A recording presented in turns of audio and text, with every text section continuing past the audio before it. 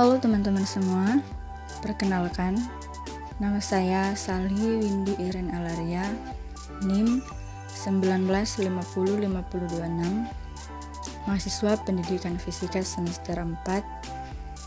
Saat ini saya akan membawakan materi yaitu tentang hukum 1 termodinamika pada subbab kapasitas kalor. Kapasitas kalor merupakan kalor yang diperlukan untuk menaikkan suhu suatu sistem sebesar 1 derajat Celcius atau sebesar 1 Kelvin. Apabila tidak ada perubahan fasa, panas yang diberikan kepada sistem akan mengakibatkan kenaikan temperatur. Ada dua jenis kapasitas kalor, yaitu kapasitas kalor saat volume tetap dan kapasitas kalor dengan tekanan tetap. Kapasitas kalor ditulis dengan persamaan delta Q sama dengan C kali delta T, di mana yang kita ketahui C itu adalah kalor yang diserap atau dilepas dengan satuan joule. C adalah kapasitas kalor benda dengan satuan joule per derajat Celcius. Dan sedangkan untuk delta T adalah perubahan suhu dengan satuan derajat Celcius, atau kita juga bisa menggunakan Kelvin. Di mana C adalah kapasitas panasat yang secara kuantitatif didefinisikan sebagai besarnya energi panas yang dibutuhkan untuk menaikkan suhu zat sebesar 1 derajat Celcius. Dengan demikian, kapasitas panas C memiliki satuan joule per kalori atau joule per K. Sedangkan delta T tidak lain adalah menyatakan selisih suhu pada keadaan sebelum dan sesudah diberi energi panas sebesar Q. Kita simak contoh soal. Air yang mula-mula bersuhu 10 derajat Celcius dipanaskan hingga bersuhu 35 derajat Celcius. Jika kapasitas kalor air tersebut adalah 12.558 Joule per derajat Celcius, tentukan kalor yang diserap air tersebut.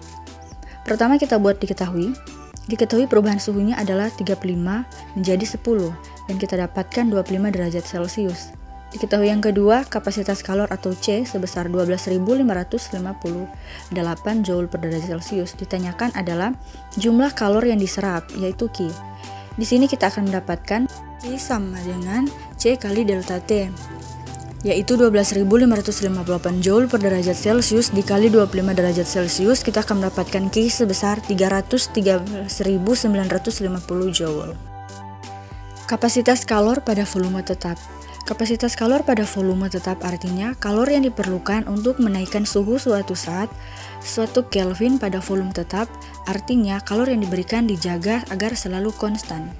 Karena volume sistem selalu konstan, maka sistem tidak bisa melakukan kerja pada lingkungan. Demikian juga sebaliknya, lingkungan tidak bisa melakukan kerja pada sistem. Jadi, kalor yang ditambahkan pada sistem digunakan untuk menaikkan energi dalam sistem. Kita masuk dalam kapasitas kalor pada tekanan tetap. Kapasitas kalor gas adalah kalor yang diperlukan untuk menaikkan suhu suatu saat 1 Kelvin pada tekanan tetap. Tekanan sistem dijaga selalu konstan. Karena yang konstan adalah tekanan, maka perubahan energi dalam, kalor, dan kerja pada proses ini tidak ada yang bernilai nol. Secara matematis kita dapat tuliskan Cp sama dengan Q per delta T sama dengan 5 per 2 P delta V dibahagi delta T. Cp sama dengan 5 per 2 Nr, maka kita peroleh Cp kurang Cv sama dengan 5 per 2 Nr kurang 3 per 2 Nr, di mana Cp kurang Cv sama dengan Nr. Kapasitas yang diperoleh pada persamaan tersebut adalah untuk gas monoatomik, sedangkan untuk gas diatomik dan poliatomik tergantung pada derajat kebebasan. Untuk pembagian suhu pada suhu rendah, kita akan mendapatkan 5 per 2 Nr, di mana kurang lebih 250 Kelvin. Untuk suhu sedang 7 per 2 Nr dengan suhu kurang lebih 500 Kelvin, dan untuk suhu tinggi kurang lebih 1000 Kelvin kita akan dapatkan 9 per 2 Nr. Dan untuk konstanta Laplace kita akan menghitung dengan persamaan. Untuk pada gas monoatomik, gamma sama dengan 5 per 2 Nr dibahagi 3 per 2 Nr, atau 5 per 3 sama dengan 1,67. Untuk gas diatomik, 7/2 NR dibahagi 5/2 NR atau 7/5 sama dengan 1,4. Kita simak contoh soal. Kapasitas kalor molar gas pada tekanan tetap adalah 5/2R. Gas tersebut dimampatkan secara adiabatis hingga tekanannya menjadi 2 kali dari semula. Tentukan perbandingan volume sekarang dan volume mula-mula. Pertama kita buat diketahui. Diketahui CP sama dengan 5/2R. P2 sama dengan 2 kali P1 dalam proses adiabatis. Maka yang ditanyakan di sini adalah perbandingan antara V2 dan V1. Penyelesaiannya, P1 V1 pangkat gamma sama dengan P2 V2 pangkat gamma. Maka kita akan dapatkan V2 per V1 pangkat gamma sama dengan P1 per P2.